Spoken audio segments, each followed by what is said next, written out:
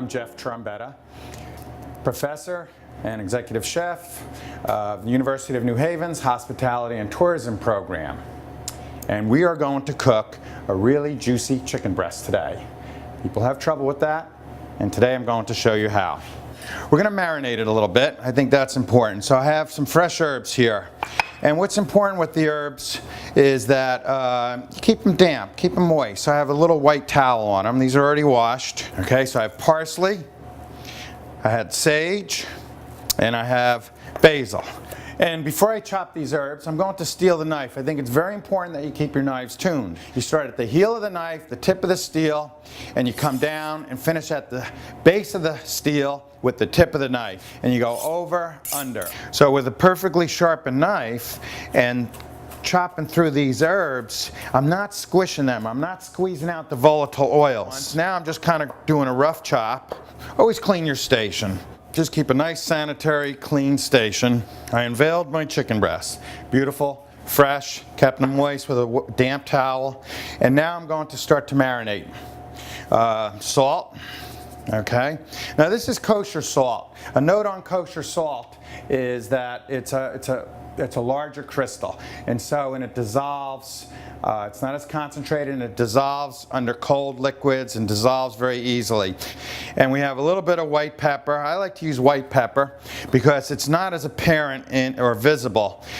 Have a nice lemon juice. Now with the lemon juice, I squeeze liberally, and we should put the seasonings and the acid, which in this case is the lemon juice, we should put that on first. And now the olive oil. So this is a nice first pressed extra virgin olive oil. It's going to coat the seasonings inside. It's going to coat the seasonings on top of the chicken breast. All right. And so that's going to help keep it moist. And that's one of the ways we're going to do this juicy chicken breast after cooking. The other way is the cooking technique. We're going to start the chicken in the pan. And it's important to have a hot pan. I've had it on a low flame for a while. And because I'm going to lose heat when I add the chicken, I'll turn up the heat. We can have a little bit of, I'm going to use a little bit of butter because chefs like that because it helps the browning.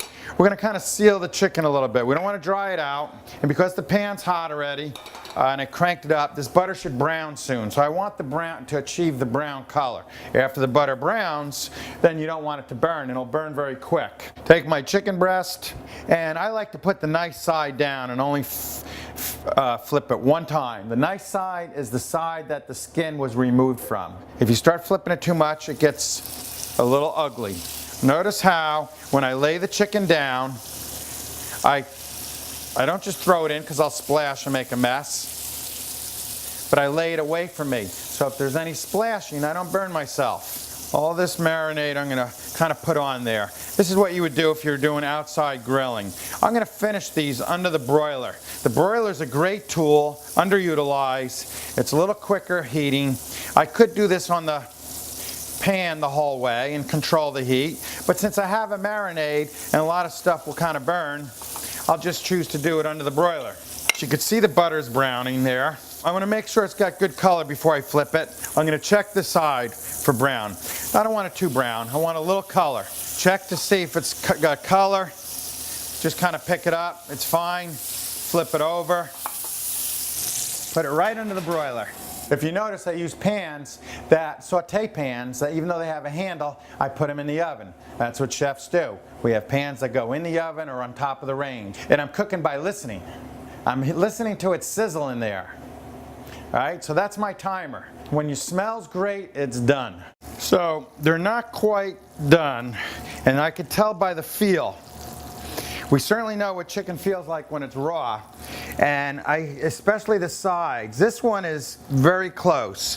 165 is the minimum internal temperature. Digital thermometers is the greatest way to go. And we want to go right to the center and see what we have there. So we have a little bit more to go. We're only at about 130. 130, but it cooks quick from 130 up. I was accurate when I said that you just kind of feel it. When you check your portions of meat, compare it to your hand, relax your hand, and under your thumb is a fleshy area that's very soft. That's going to be closer to raw meat or rare in the case of beef. Over here, it's a little firmer, but still has some give to it. There's a little bit less flesh in your hand, and if it feels like that, it's closer to medium, maybe medium rare. And in the center, it's firm, it's tight skin. The chicken was a little firm, and but I think it needs a little bit more time, so I was accurate. Throw it under the broiler for a little bit more. When you cut the food, any food, especially round, roly-poly food like this, claw it. Ballerina on the tips of her toes like the talon of an eagle, okay? Get a good grip on it. I use my hands as a gauge, right where I'm going to cut. Dead center of the lemon, but I don't have to guess. My hands are right there, my fingertips are in, my thumb is protected, and I saw and push. When you work the knife, saw and push. Start to make a little extra juice and check for seeds. I have to pull them out. All right, I get it all. Beautiful. We're going to put a little bit of herbs, okay? And this is a secret ingredient. This is a little basil oil. I have basil here in the marinade. This will help tighten it up. A little salt, a little bit of pepper, a little bit more olive oil. So this is the juice. It's almost like a dressing.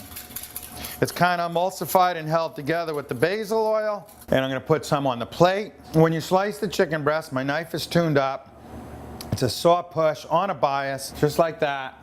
And that's how to make a really juicy chicken breast.